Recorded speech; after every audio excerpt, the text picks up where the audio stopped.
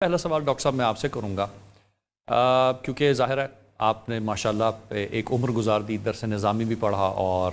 آپ کی P H D بھی اسلامک اسٹڈیز میں ہے ماشاءاللہ۔ اسلام کون سا سیاسی نظام بیان کرتا ہے؟ کیونکہ ظاہر ہے دین کے اندر کوئی چیز جدا نہیں ہے، دین سے جدا نہیں ہے، سیاست دین سے جدا نہیں ہے۔ تو جب دین سے جدا نہیں ہے تو دین خود ایک لائحہ عمل رکھتا ہے انسانوں کی زندگی کے لیے، معاشرے کے لیے۔ تو وہ جو سوشل اسپیکٹ ہے اس میں کون سا ایسا نظام ہے دین کا کہ جس کی طرف اسلام اشارہ کرتا ہے؟ بسم اللہ الرحمن الرحیم۔ بہت بہت شکریہ قبلہ اس پروگرام میں دعوت دینے کا اور اس موضوع کے اوپر گفتگو کرنے کا۔ اور جس طرح آپ نے اپنے انٹرو میں کہا کہ دین اسلام ایک کامل دین ہے، ایک پوری نظام حیات اس کے اندر موجود ہے، تو ظاہر ہے پھر سیاست بھی اس کا حصہ ہے۔ اور انفارچونیٹلی یہ ہم باور کرانے سے،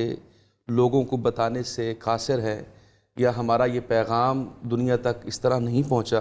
خصوصاً علماء کا، کہ وہ اس چیز کو لوگوں تک کنوے کر سکے کہ اسلام ایک مکمل ضابطۂ حیات ہے۔ معیشت، تجارت،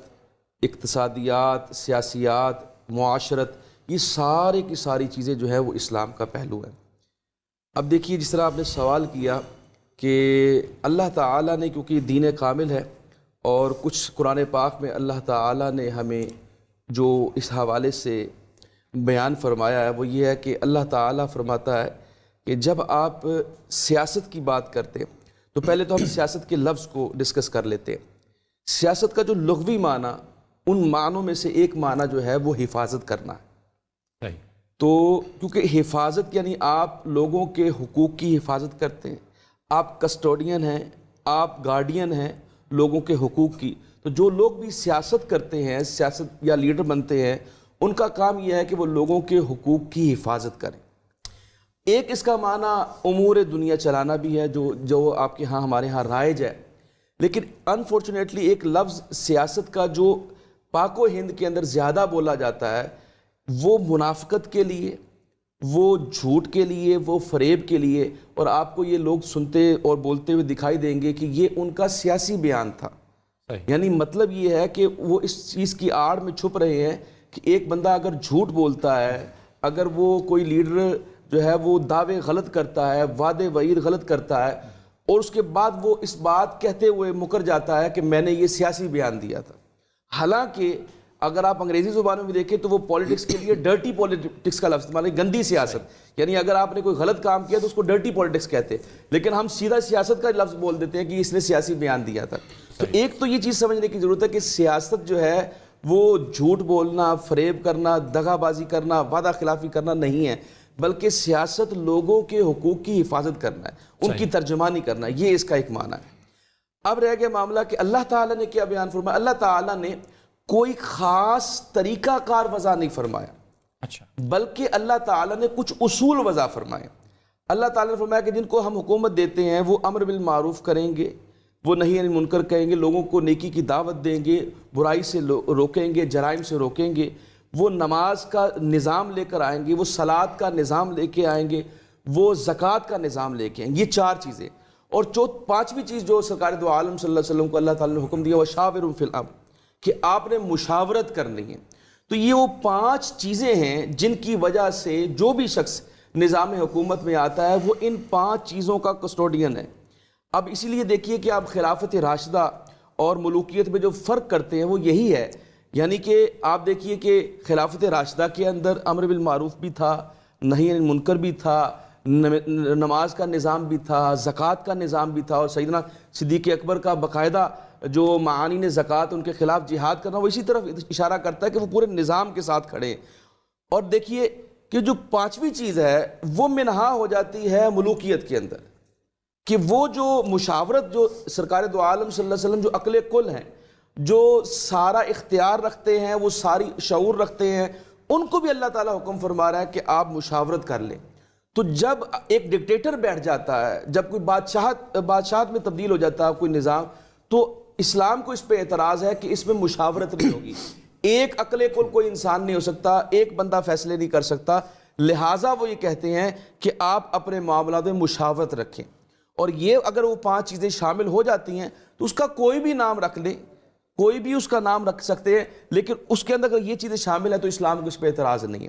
لہٰذا ہمارے ہاں اگر آپ دیکھتے ہیں دنیا کے اندر جو بھی نظام آئے، جس کا آپ نے بھی ذکر کیا، سیکولرزم کا، اس کے علاوہ کمیونزم آیا، سوشلزم آیا، کیپٹلزم آیا، یہ جتنے بھی ازم ہیں یہ کوئی اسلام سے باہر نہیں ہے، اسلام کے اندر یہ چیزیں شامل ہیں، لیکن اسلام کا جو قریب تر نظام اس وقت دنیا میں موجود ہے جو اسلام کی خلافت راشدہ کے ساتھ میچ کرتا ہے، تھوڑا سا میچ کرتا ہے، یہ نہیں ہے کہ وہ عین اسلام ہے، جو اس کے قریب تر نظام ہے وہ آپ کو جمہوریت ملے گی، ڈیموکریسی ملے گی، جس کے اندر اگر یہ سارے جو اللہ تعالیٰ آپ کو حکم دیتا ہے اگر وہ سارے امور پورے ہو جائیں اور ایک کولیکٹیو یعنی اجتماعی سوچ کے ساتھ کولیکٹیو ڈیسیژنز ہوں گے تو جو ہے وہ نظام چلتا رہے گا۔ عباس زیدی صاحب آپ سے سوال کریں گے کہ آپ ایز اے اسکالر ہوتے ہوئے، کیونکہ ظاہر آپ نے مطالعہ کیا اور کافی کتابوں کا تفحص کیا کافی کتابوں کو، تو اس کے حوالے سے کون سا ایسا نظام آپ کو نظر آیا، یعنی اسلام کیا کہتا ہے سیاسی نظام یا ملک کے نظام کے حوالے سے؟ بسم اللہ الرحمن الرحیم۔ دیکھیے، اگر اسلامی نظام حکومت کی بات کریں تو ہمیں قرآن مجید سے رجوع کرنا پڑے گا۔ تو سورہ نساء کی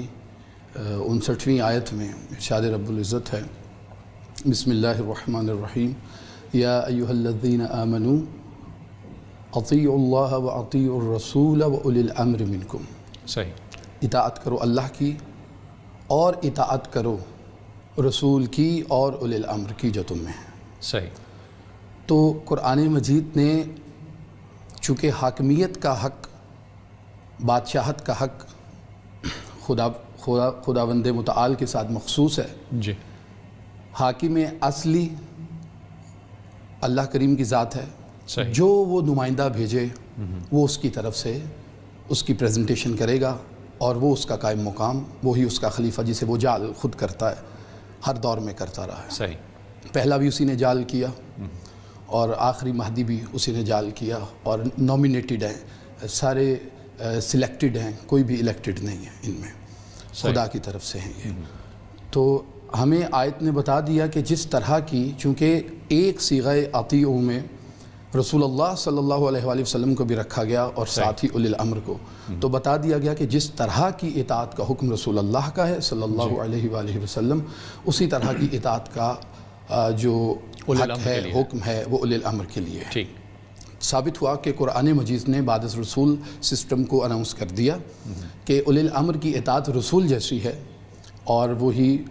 جو ہے اطاعت کا حق رکھتا ہے رسول اللہ کے بعد۔ ٹھیک، اب پوچھنا یہ ہے کہ آقا کریم علیہ الصلوۃ سے کہ یہ اسلام ایک پورا ضابطۂ حیات ہے، ایک آئین زندگی ہے، اور صرف یہ عرب کے اس ریگزار کے لیے کافی نہیں ہے، بلکہ یہ تا قیامت ہر آنے والی قوم، ہر آنے والے کلچر، ہر ذہن و فکر کے افراد کے لیے ہے۔ یہ عالمگیر مذہب ہے جس نے ہر دین کے اوپر غالب آنا ہے۔